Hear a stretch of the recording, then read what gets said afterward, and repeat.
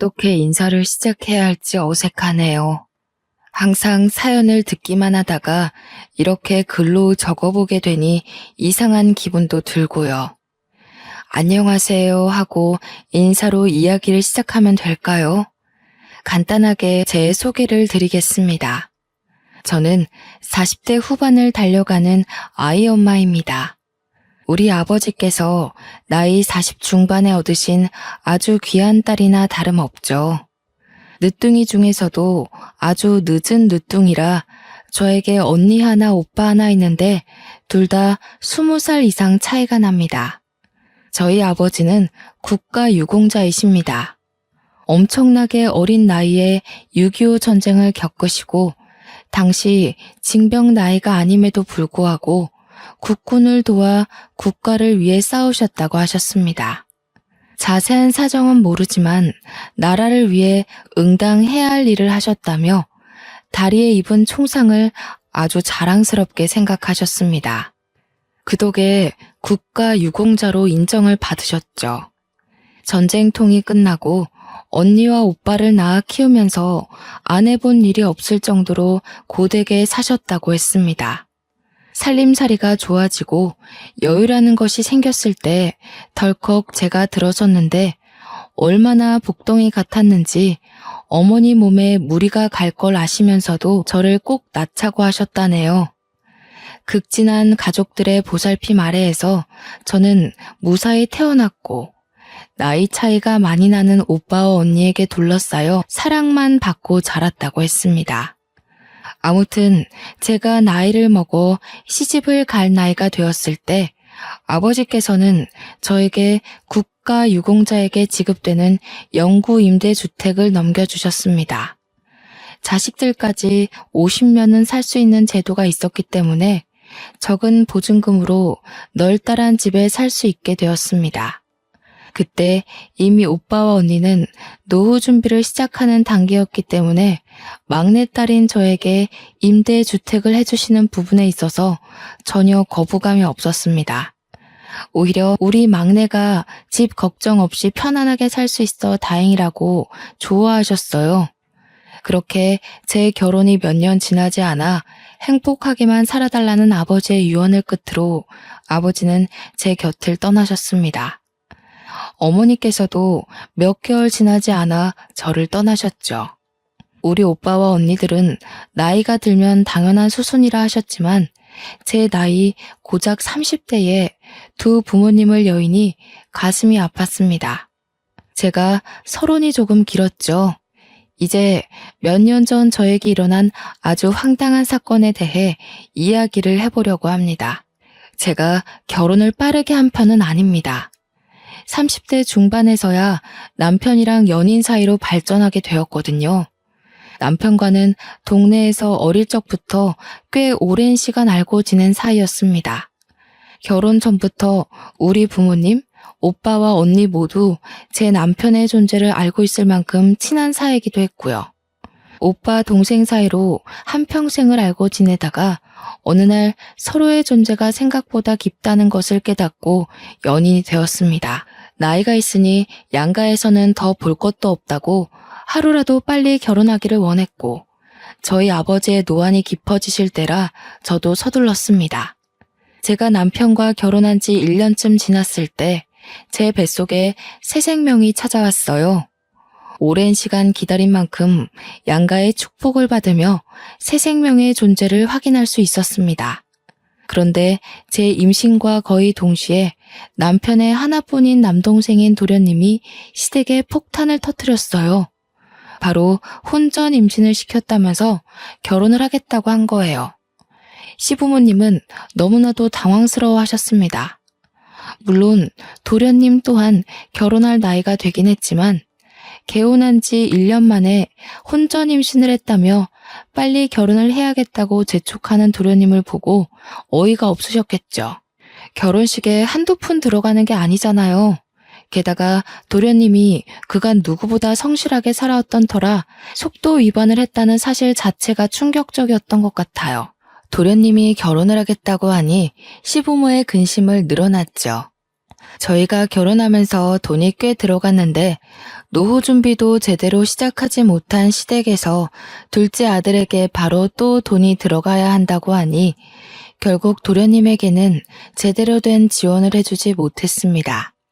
우리야 집을 친정아버지 덕에 좋은 조건으로 들어왔지만 그 동네 자체가 집값이 엄청 비싼 동네는 아니었거든요. 주거 인구가 꽤 많고 아이들이 많이 사는 동네였어요. 약간 신혼부부들이 주거하기 좋은 동네라고나 할까요? 학원이나 학교도 잘 되어 있고 주변 인프라도 괜찮은 편에 속하지만 도로 교통은 조금 애매한 그런 동네요. 버스나 지하철을 타려면 최소 15분은 걸어야 하는 애매한 동네라 집값이 잘 오르진 않았습니다. 그래서 그런지 도련님도 저희 동네를 주시하는 것 같더라고요. 저한테 근근히 좋은 집 없냐고 물어보기도 했고요. 하지만 시댁에서는 그만큼의 여유조차 없었기에 저는 어떻게 대답을 해야 할지 애매했습니다. 결국 도련님네는 원룸에서 신혼생활을 시작하게 되었어요. 자세한 사정은 모르지만 동선에도 지원을 해줄 상황이 못 된다고 하네요.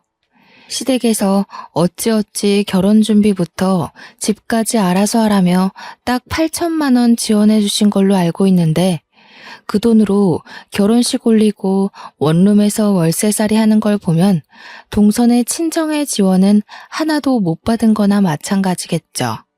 저는 남편과 함께 가까운 동남아로 태교여행도 다녀오고 아이를 출산하기 위한 준비를 열심히 했습니다. 임산부를 위한 요가 수업도 다니고 태교 꽃꽂이도 배우면서요. 남편은 은근슬쩍 도련님을 도와주고 싶어 했지만 남편이 그렇게 돈을 많이 벌어오진 못했어요. 제가 태교에 집중할 수 있었던 건 오롯이 친정의 도움이었습니다. 우리 오빠와 언니 모두 대단한 부자거든요. 형부가 IT 기업 대표로 있고 20살 많은 오빠는 대기업 임원이시고요. 막내가 임신했다고 하니 손 하나 까딱하지 말라며 몸에 좋다는 건 물론이고 아이를 위한 태교까지 책임을 져주셨습니다. 그렇게 호화로운 임신 생활을 누리고 있는데 동선에는 원룸에서 생활하며 전전긍긍하니까 동서가 얼마나 저를 질투했겠어요. 아무튼 동서의 배가 불러오자 원룸 생활을 더 이상 이어갈 수 없겠다고 생각했는지 우리 동네로 이사 오고 싶다고 딱 이야기하더군요. 그러면서 집값을 막 물어보는데 아무리 동네 교통이 불편해서 집값이 안 오른다고 해도 서울 집값 잘 아시잖아요. 게다가 제가 살고 있는 아파트는 대단지라서 꽤 값이 나갔어요. 평수도 38평으로 꽤 컸거든요. 도련님이 가진 돈으로는 택도 없어서 저는 눈을 좀 낮추시라고 빌라를 소개해드렸습니다. 좀 노후되긴 했지만 방 2개에 거실이 꽤 잘 빠져서 아이를 키우면서 편할 것 같았어요. 어차피 돈 모을 거 생각하면 빌라 전세도 나쁜 선택은 아니었으니까요. 시부와 남편이 몰래 돈을 조금 더 보태주겠다고 했고요. 그런데 동서가 저한테 엄청나게 비아냥거리는 겁니다. 형님은 아파트 살면서 우리는 빌라에 살아라 이거예요? 동서, 내가 언제 아파트와 빌라 비교해가면서 너네는 빌라에나 살아라 했어. 아니, 우리도 아파트 살고 싶은데 지금 빌라만 추천해 주시잖아요. 그것도 엄청 오래돼서 녹물 나올 것 같은 그런 곳만요. 동선의 사정 생각해서 얼추 부담 안 가는 곳으로 알아본 거야. 나도 만삭인데 이거 알아보러 돌아다닌다고 배 땡기고 다리 붓고 그랬는데 너무한 거 아니야? 적당한 운동을 하셔야 애도 잘 나오죠.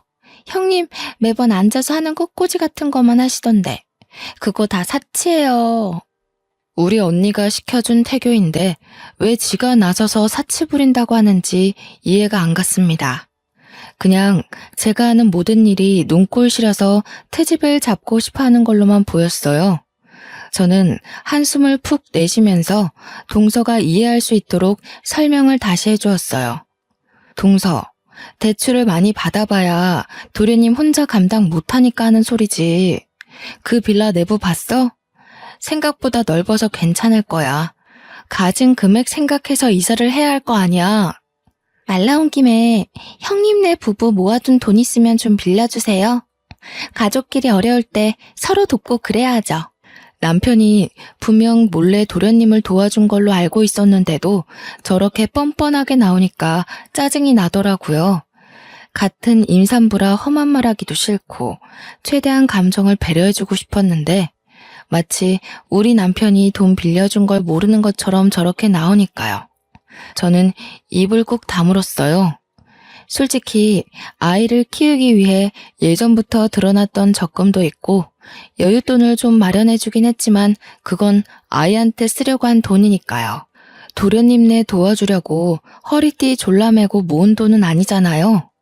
우리도 집에 들어갈 만큼 큰 여윳돈은 없지. 그럼 형님, 아파트 담보대출 안 돼요? 들어보니까 아주버님이 평생 사는 집이라고 하시던데.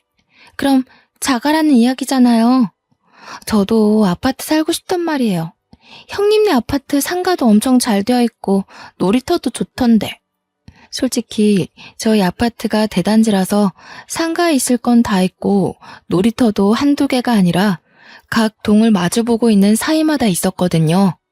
평생 살 집이라고 하니 임대 아파트라고 생각은 못하고 저희 명의 아파트인 줄 알았나 봐요.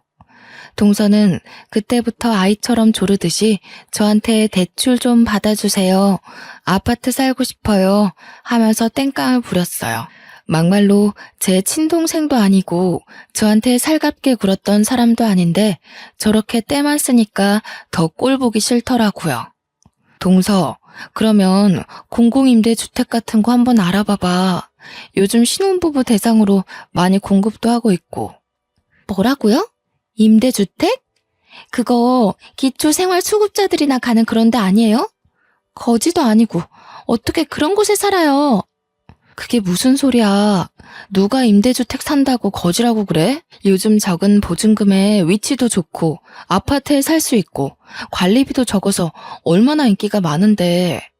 너무 구시대적 발상 아닌가요? 누가 요즘 임대주택 산다고 거지합니까?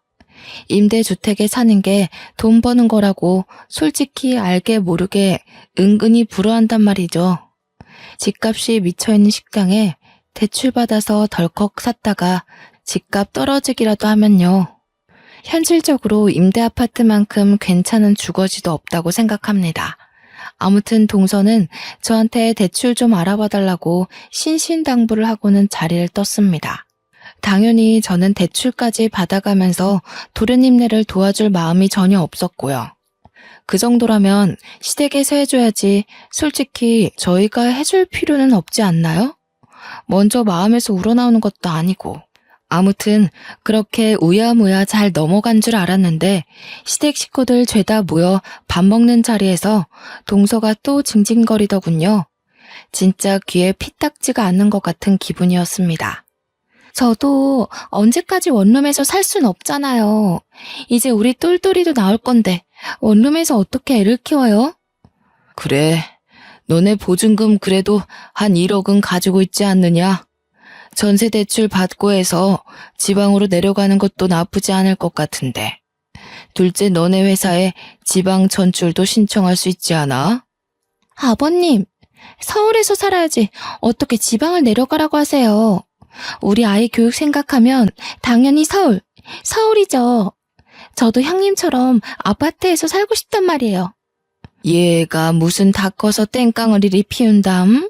아파트 살고 싶으면 대출을 알아보던 다른 방법을 찾아야지. 친정에서는 못 도와준대? 시모가 기분이 상했는지 친정을 들먹이자 동서의 입이 합주기가 되더라고요. 저와 남편은 그냥 말없이 밥만 먹었어요. 제가 도와주겠다는 말이 없자 동서가 저를 흘겨보면서 시모한테 또 조르더라고요. 저도 형님처럼 아파트 살고 싶은데 솔직히 형님한테는 집 구할 때 얼마 주셨어요? 이도 입 딱 다물고 아무 소리 안 해주는 거 있죠? 예, 우리가 해주긴 뭘 해줬다고 그러니? 큰애네 집은 큰애네 친정에서 해주신 거야. 너도 큰애처럼 살고 싶으면 임대주택 알아봐. 그게 제일 편하다더라. 형님도 그렇고 어머님도 그렇고 왜 자꾸 임대주택 하시는 거예요? 그거 거지들만 사는 데 아니에요? 거지라는 표현이 나오자마자 온 가족이 동서를 바라보았어요. 동서는 뭐가 문제인지 잘 모르는 것 같았습니다. 참다 못한 남편이 동서에게 한마디 콱 쏘아주었어요. 재수씨, 말이 좀 이상하네. 우리가 거지야? 동서는 남편의 말에 의종을 곰곰이 생각하더니 눈을 크게 뜨고는 저와 남편을 번갈아가며 보았습니다. 입가에 슬며시 웃음을 짓더니 믿기지 않는다는 듯 저에게 물어보았어요. 형님네 임대 아파트예요? 한 건 잡았다는 그 표정을 얼마나 즐거웠으면 숨기지도 못했을까요? 저는 그냥 말없이 고개를 끄덕였어요. 그러더니 어머머 하면서 유난을 막 떠는 거예요. 어머머, 정말 상상도 못했네. 아파트 가졌다고 유난 떨더니 임대였어요? 동서, 내가 언제 유난을 떨었다고 그런 식으로 말을 해? 저한테 그 형편의 빌라도 감지덕지라는 식으로 말하셨잖아요. 어쩐지 대출 좀 해서 도와달라니까 임대라서 못해준 거였구나?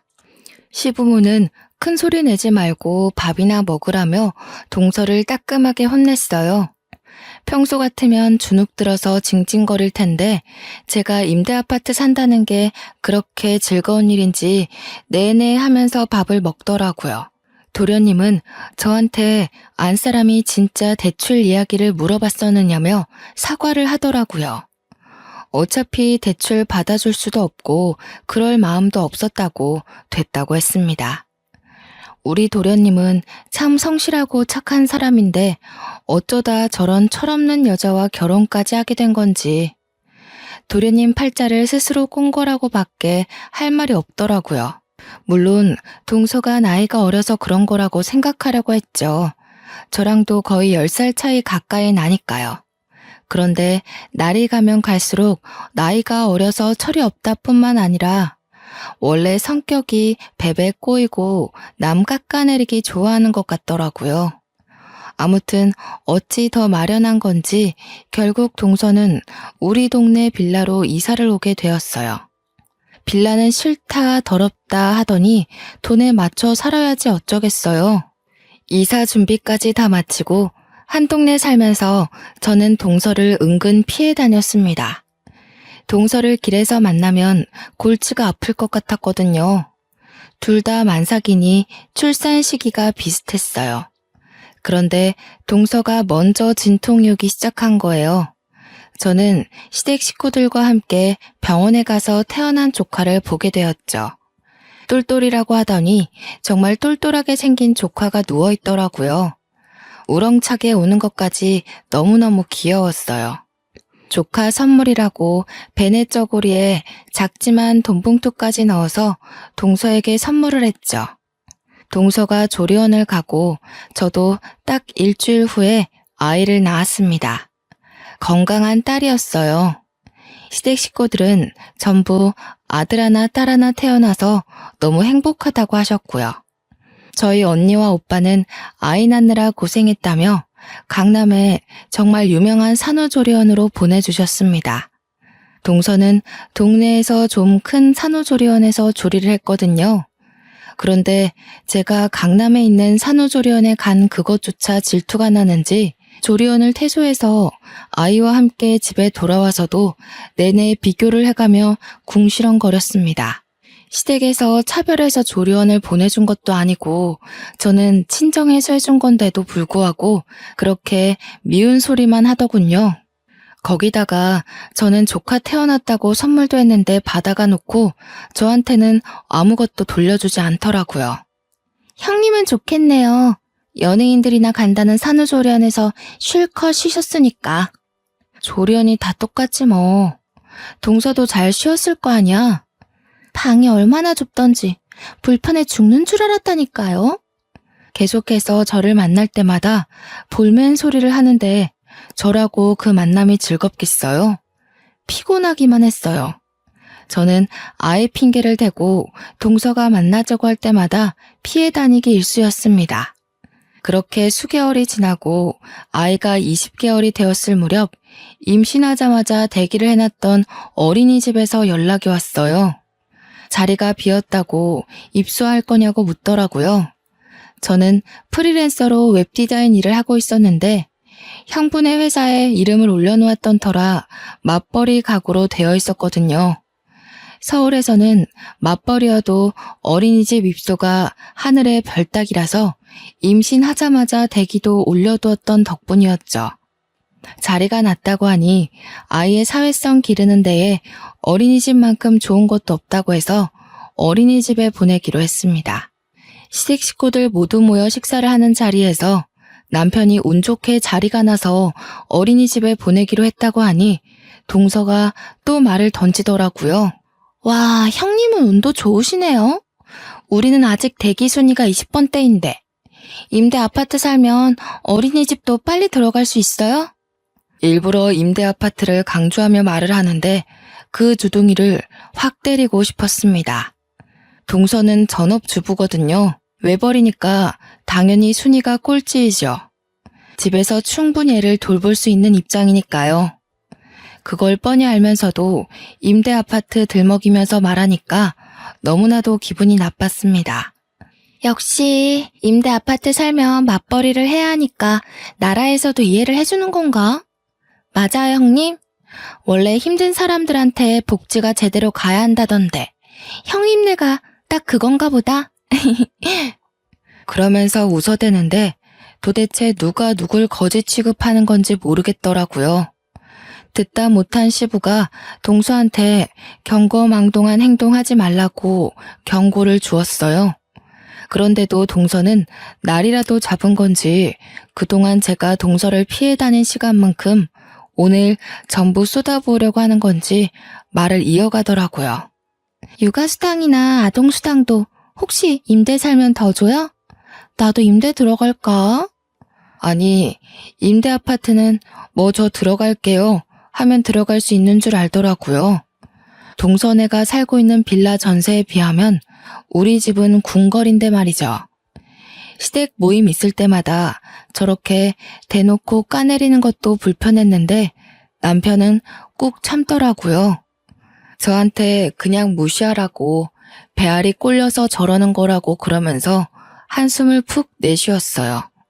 동서가 집에서도 돈도 안 벌어오고 놀고 먹고 지내면서도 살림에는 신경 하나도 안 쓰고 산다고 도련님 보고 투잡디라고 난리를 부린답니다. 언제까지 빌라에 살거나 아파트로 이사 가자고 때만 써대고 도련님이 신경쇠약에 걸릴 것 같다고 남편에게 신세한탄을 했대요. 그런 관계가 몇 년이 지속이 되니 도련님이라고 동서가 곱게 보이겠어요. 결국 뒤늦게 어린이집에 다니게 된 조카는 확실히 또래에 비해 사회성이 떨어지더라고요. 그렇게 또 몇 년이 지나고 유치원에 입학할 나이가 되었어요. 운 좋게 병설 유치원에 합격이 되어서 저는 따로 준비할 것 없이 병설 유치원을 보내기로 했죠.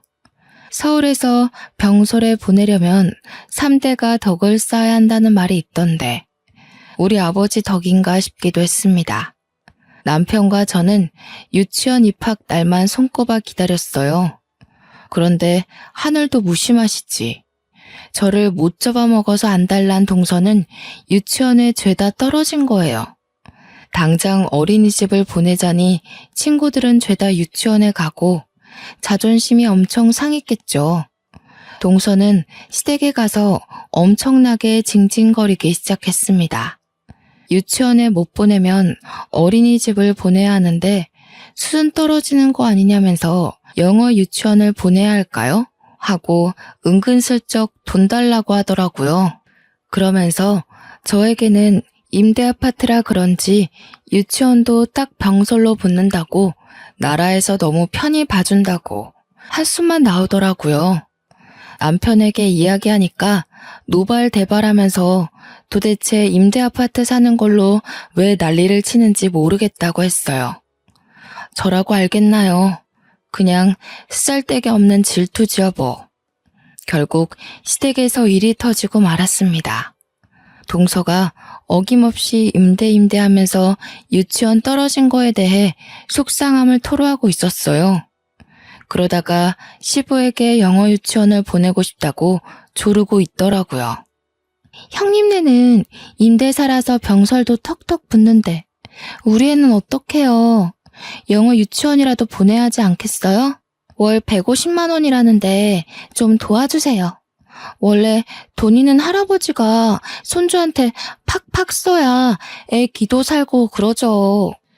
시부도 어이가 없었어요. 월 150만 원이 누구네 집 개 이름이냐고 하면서 동서를 나무랐습니다. 남편도 자꾸 임대 하지 말라고 한 소리 하자 동서가 어차피 다 우리 세금으로 먹고 사는 거 아니냐고 덧붙이더군요. 저는 뒷목 잡고 쓰러지는 줄 알았습니다. 제가 웹디자인 일을 하면서 형부네 회사에서 이름을 올려두고 있다고 했잖아요. 4대 보험 혜택도 받고 하느라 간간히 일 도와드리면서 혜택을 받고 있는 거였는데 형부가 월급도 주시거든요.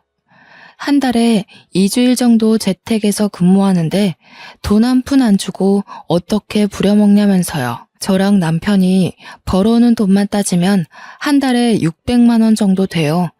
그렇게 버는 저희도 월 150만 원이 부담돼서 영어 유치원은 생각도 안 했는데 동선에는 심지어 외벌이잖아요. 도련님 혼자 월 300만 원 조금 넘게 벌어오는데 월급의 반을 유치원비로 쓰면 생활은 어떻게 하겠어요? 철이 없어도 저렇게까지 없을 수 있나 싶어 그냥 모르쇠로 일관했습니다. 그렇게 또 뜸하게 지내며 저를 시기 질투하는 동서를 가뿐히 무시해주면서 지냈어요. 동네에서 자주 마주치긴 하지만 그냥 인사 정도만 하고 제가 일이 바쁘다며 몇 번 피하고 지냈죠. 그러다가 초등학교에 입학을 하게 되었는데 아무래도 같은 동네에 살다 보니 같은 초등학교에 조카가 배정을 받았더라고요. 그것도 입학식 때 마주쳐서야 알았지 뭐예요? 저는 딸아이에게 조카와 함께 초등학교에 다니게 되었으니 잘 지내보라고 했어요. 어른들끼리 사이가 안 좋다고 해도 사촌지간까지 친하게 지내지 말라고 하는 것도 우스워서요. 학교를 보낸 지 한 3개월이 지났을까 아이가 점점 표정을 잃어가는 것 같았어요. 뭘 물어봐도 대꾸도 없고 학교 생활은 어떠니 하고 물어봐도 말을 안 하고요. 걱정이 되어서 담임 선생님이랑 상담도 해봤는데 교실에서는 아주 바르게 생활한다고 했어요. 저는 그래서 별 대수롭지 않게 생각하고 넘어갔습니다. 그렇게 여름방학이 지나고 2학기가 시작되었어요. 딸아이는 학교 가는 걸 무척 싫어했는데 저도 어릴 때 학교 가는 걸 싫어했던 터라 누구나 다 똑같은 마음이라고 달래서 학교에 보냈습니다. 그날은 우리 집에 오빠와 언니가 놀러 오기로 한 날이었어요.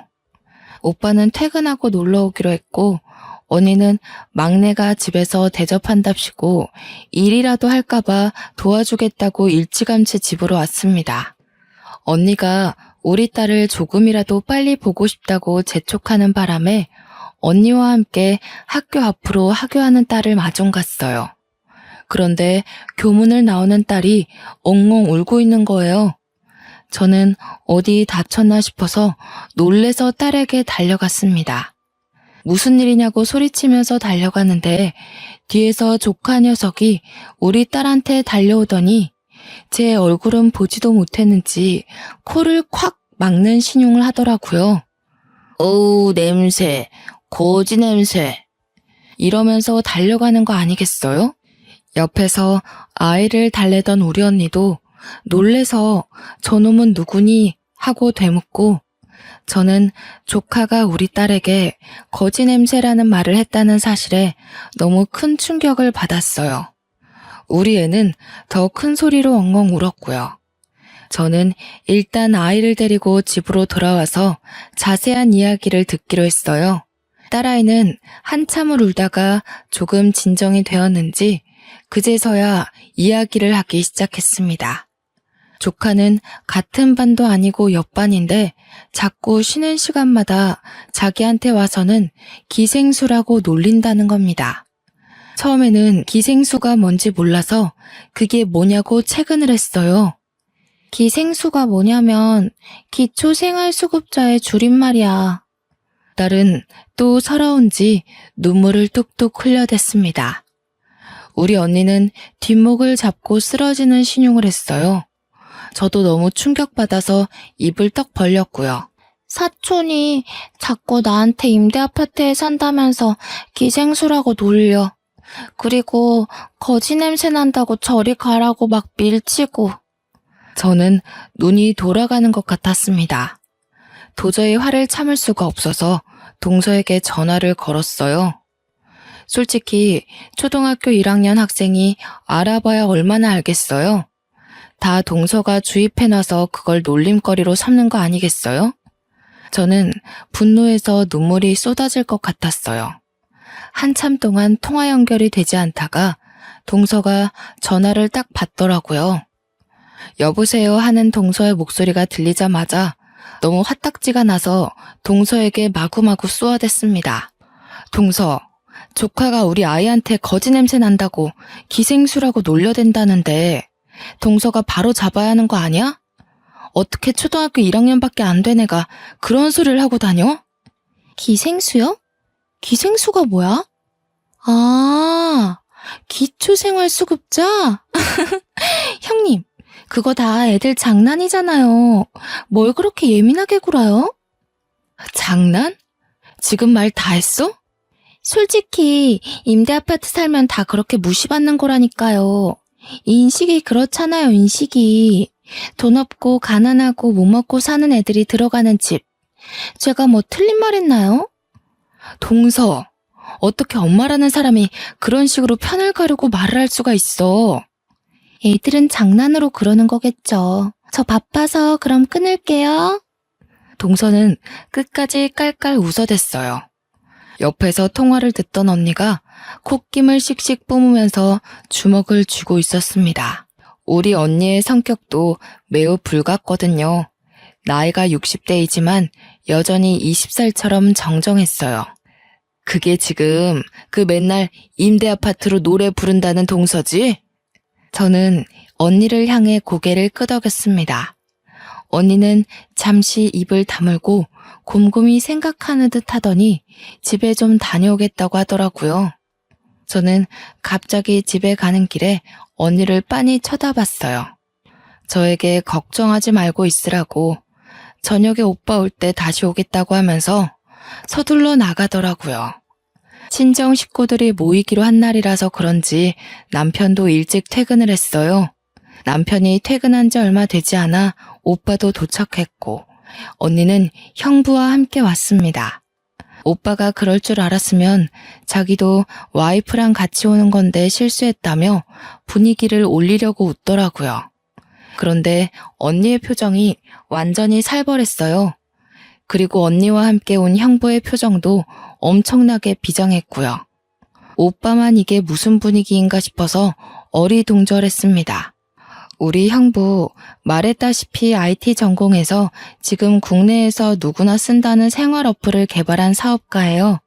하는 것마다 손대는 것마다 대박이 나서 어플 대표 마스코트로 캐릭터 사업까지 확장한 어마어마한 사업가요. 언니도 그래서 돈 걱정 없이 서초동에서 제일 비싸다는 주상 복합 펜트하우스에 살고 있거든요. 그런 언니가 저한테 선포하듯 이야기를 했어요. 예, 내가 너네 형부랑 이야기 다 끝냈다. 너네 우리 집으로 이사 와라. 나랑 네 형부가 여기서 살 거니까. 언니가 큰 소리로 이야기하자 저와 남편 그리고 우리 오빠까지 모두 놀라고 말았습니다. 그 집이 얼마짜리 집인지 상상이나 되세요? 무려 80억이나 하는 집이거든요. 오빠는 언니에게 뭘 잘못 먹었냐고 되묻는데 언니가 오빠에게 조용히 하라면서 말을 하더라고요.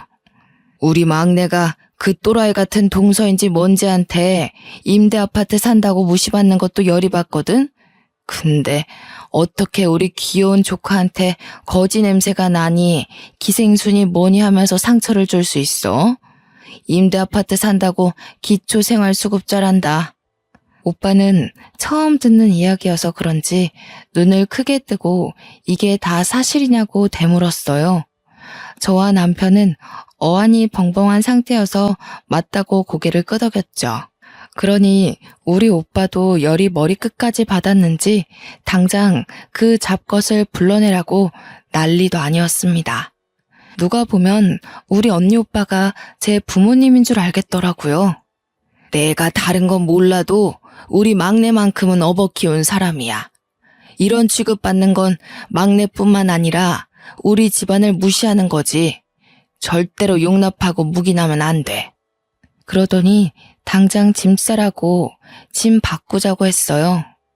남편은 언니에게 처형네 집 짐도 많을 텐데 이 좁은 집에서 어찌 사시겠냐고 말렸습니다.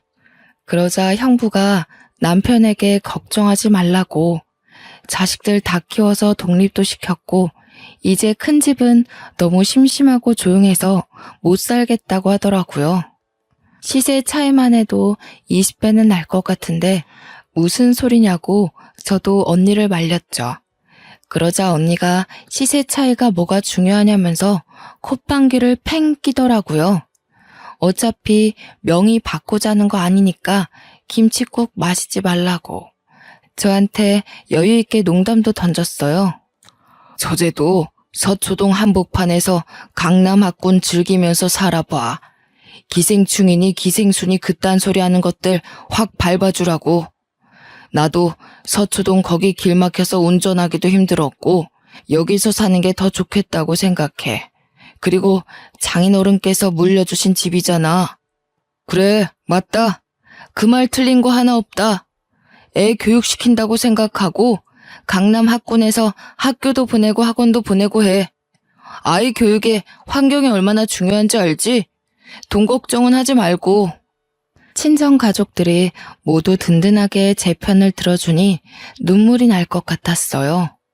남편은 염치 없지만 그렇게까지 생각해 주신다면 이사를 가야겠다고 하더군요. 오빠가 잘 생각했다면서 가전도 가구도 싹 바꿔주시겠다는 거예요. 우리 오빠가 대기업 임직원으로 있는데 계열사 업체들 전부 직원 할인 받아서 바꿔줄 수 있다고 하시면서요. 이 정도로 생각해 주는데 제가 언제까지고 자존심만 부리면서 됐다고 하기도 뭐하고, 그리고 무엇보다 동서에게 복수해주고 싶은 마음이 커서 알겠다고 했습니다. 그날 저녁 기쁜 마음으로 저녁 식사를 마치고 정말 일주일 만에 저와 언니는 집을 바꿨어요. 시댁에는 사정을 설명드렸는데 동서네에게는 일부러 말을 안 했습니다. 딸도 전학을 보냈어요. 정말 학구열이 장난 아닌 동네더라고요. 초등학교 1학년인데도 종합학원을 줄줄이 다니고 있었어요. 저도 이왕 이사 온 거 무리해서라도 공부를 시켜야겠다고 생각했는데 언니가 구세주처럼 나타났습니다. 언니랑 오래 알고 지낸 친구가 서초동에서 엄청나게 큰 종합학원을 운영하는 원장이라는 거예요. 완전 할인받아서 정규반도 등록하게 되었어요. 또 학원 입장 입김이 장난 아니잖아요. 미리 언지를 해놓은 탓인지 우리 딸이 그 대단지에 가장 좋은 펜트하우스를 산다는 소문이 학원에서 학교로 소문이 쩍 퍼진 거예요.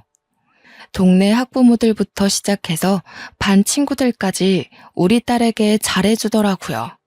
이래서 정말 돈이 무서운 거구나 싶었습니다. 우리 딸이 서서히 새 학교에 적응해 나갈 무렵 동서에게 연락이 왔어요.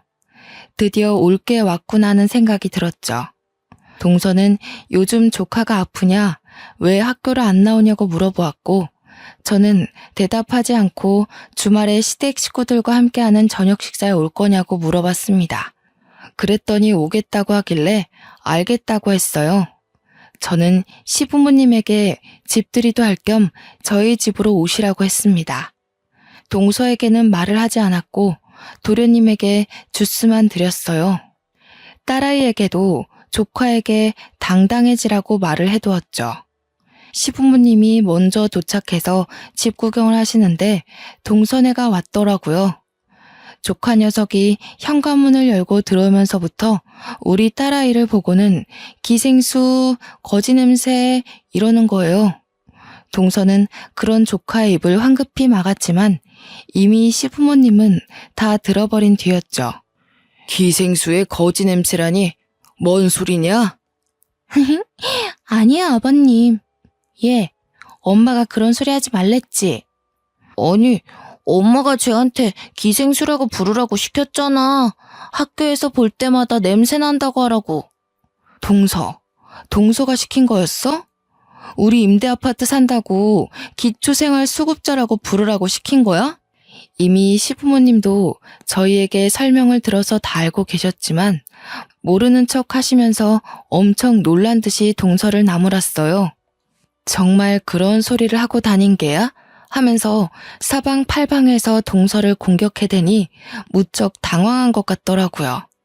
아니, 제가 틀린 말 한 것도 아니잖아요. 남의 집에 초대해놓고 임대 아파트 살면서 이건 또 무슨 허세예요? 하루 빌린 집이에요? 주제 파악 좀 하고 살아. 고작 2억짜리 전세 빌라에 대출 끼고 새들어 살면서 누구 보고 기생수라는 거야. 어머머, 이제서야 본색을 드러내시네. 그래도 우리 집은 임대는 아니거든요. 시부모님도 열이 받았는지 동서에게 막 뭐라고 하시고 도련님도 경멸 어린 시선으로 동서를 바라보았어요. 조카만 동서 다리에 딱 매달려서 울먹거리고 있었습니다. 동서, 계속 기생수 하지 마. 지금 동서가 와 있는 이 펜트하우스 이제 우리 집이거든? 여기로 이사와서 집들이 하려고 부른 거야. 집값 레벨로만 따지면 동선에는 우리한테 비비지도 못하지. 누가 누구 보고 기생수래? 이 집으로 이사 오셨다고요? 어떡해요? 여기도 임대예요? 펜트하우스인데? 임대는 무슨? 우리 친정에서 해주셨어. 애 교육도 제대로 시키라고. 동선에도 친정에다가 해달라고 하면 되겠다. 제가 친정 이야기를 꺼내자 동서는 다시 입을 꾹 다물었어요.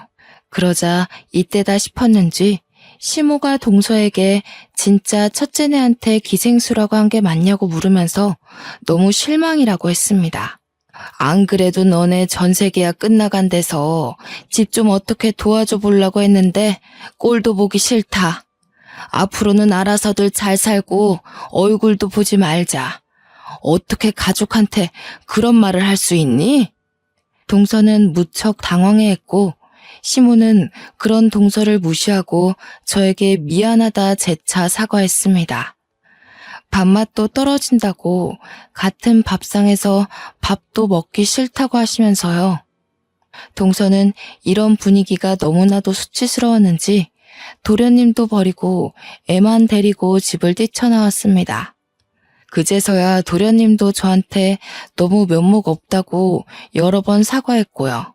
솔직히 그 사과 받아주고 싶지 않아서 대꾸도 안 했지만요. 동선애가 사라지고 시부모님은 그제서야 너무나도 잘했다고 이렇게나 마음고생할 일이 생길 줄 몰랐다고 하셨어요. 그렇게 제가 차린 집들이 음식까지 다 드시고서야 정말 잘했다, 사돈댁에 감사하다고 꼭 전해달라고 하시며 집으로 돌아가셨습니다. 사이다 복수 제대로 하고 나서 언니와 오빠에게도 제대로 자랑했네요. 언니가 그래도 애 교육을 위해 살아보라고 한 건 진심이라고 더 살라며 배려해줘서 애가 학교 다닐 동안은 이 호화로운 집에서 지낼 것 같네요. 그러면 여기까지 동서를 혼쭐 낸 제 이야기는 끝입니다. 다들 어땠나요? 요즘 돈 때문에 사람 무시당하는 건 일도 아니라던데. 어린 동서가 저런 식으로 자식 교육 시키는 걸 보면 우리 아이들의 미래가 너무나도 걱정되더라고요. 엇나가는 아이들을 바로 잡아주는 게 부모의 역할인데 벌써부터 못된 말만 가르치고. 그래도 여기에 지난 이야기를 써보니 참 속이 시원합니다. 요즘 다시 쌀쌀해지는 나이에 감기 조심하시고 다들 행복하셨으면 좋겠습니다. 귀한 시간 내서 제 이야기 들어주셔서 감사합니다.